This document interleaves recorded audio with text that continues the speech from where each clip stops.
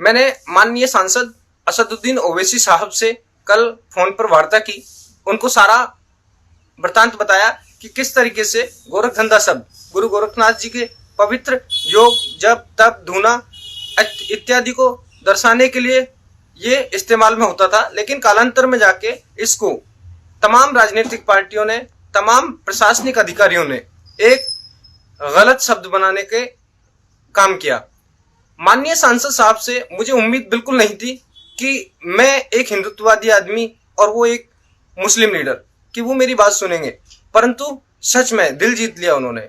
यार इतना समय उन्होंने दिया, पूरी बात को सुना। उन्होंने कहा कि मैं इसे अपने लोगों तक भी पहुंचाऊंगा और खुद भी अपनी जुबान से कभी ऐसा शब्द प्रयोग में नहीं आए जिससे आप जैसे किसी भी समाज के व्यक्ति की भावनाएं आहत हो। सर, जहां एक तरफ हमारे समाज के लोग समझने के लिए तैयार नहीं हुए, वहां एक मुस्लिम लीडर और उसके तमाम अनुयायी जिन्होंने आप कमेंट में आके सेम चीज कही कि हम भी आज जान पाए कि ये चीज क्या है और इसका कभी भी कोई अनुचित प्रयोग हमसे नहीं होगा। सर, मैं धन्यवाद करता हूं मुस्लिम लीडर को एवं मुस्लिम समाज के उन सभी लोगों को जिन्होंने कमेंट में आकर ये सारी चीजें कही। मैं आपका धन्यवाद करता हूं। जय हिंद।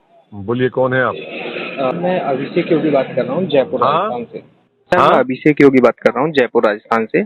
हमारे जो नाथ संप्रदाय के गुरु आराध्य हैं, हमारे गुरु गोरखनाथ जी, उनका एक बहुत पवित्र शब्द है गोरख धंधा। इसके लिए हम बहुत लंबे समय से लड़ाई लड़ रहे हैं। कांग्रेस, बीजेपी, सबसे हम लड़ के इसको अनैतिक कार्य जो हैं, जैसे कि कोई भी गैर कानूनी कार्य हैं, इनके साथ में जोड़ के ये लोग हमेशा हमारे गुरु का उपहास करते हैं, अपमान करते हैं, लेकिन हमारी कहीं पे कोई सुनवाई नहीं हो रही है हमारे समाज की।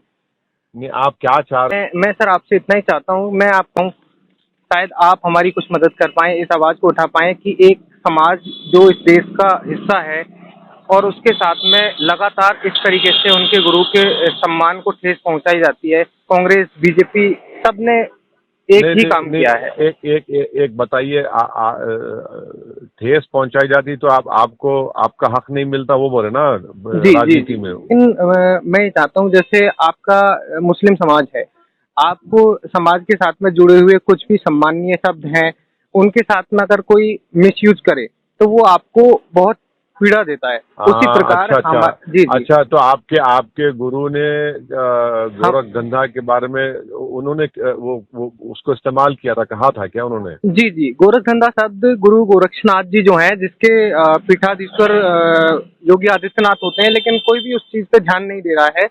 योग, जप, तप, गुरु की साधना, गूढ़ रहस्य, गूढ़ साधनाएं थी, मंत्र साधनाएं थी, उनको प्रदर्शित करने वाला था। अगर कोई वो शब्द को इस्तेमाल करता है तो इससे आपकी आस्था को ठेस पहुंच रही है, वो कह रहे हैं आप? बिल्कुल। तो उसको माने मजाक के तौर पर या गैर जिम्मेदार तरीके से इस्तेमाल नहीं किया जाना चाहिए, वो कह रहे हैं ना? बिल्कुल जनाब, बिल्कुल। ओके, समझ गया सर। थैंक यू सर, अच्छा किया आपने, मुझे भी आपसे बात करने से मेरे इल्म में इजाफा हुआ। बिल्कुल सर, मैं सर आपसे बस छोटा सा निवेदन है कि जब इस पवित्र शब्द को, जब इस देश के अंदर सभी समाज, सभी संप्रदायों को बराबरी का हक है, तो हमारे साथ इतना अन्याय क्यों? जब कोई भी नहीं सुन रहा है, मैं पिछले लगातार सोशल मीडिया पे, फेसबुक के माध्यम से, ट्विटर के माध्यम से लगातार इसको उठाए जा रहा हूँ। और नहीं, आप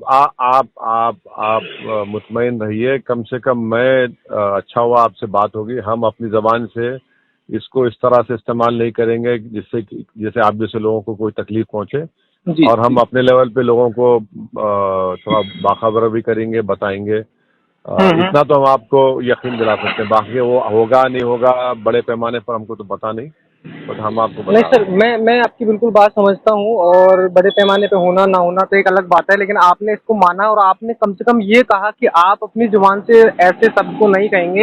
हाँ, मुझे नहीं मालूम था, आज आपसे बात करने के बाद मुझे पता चला।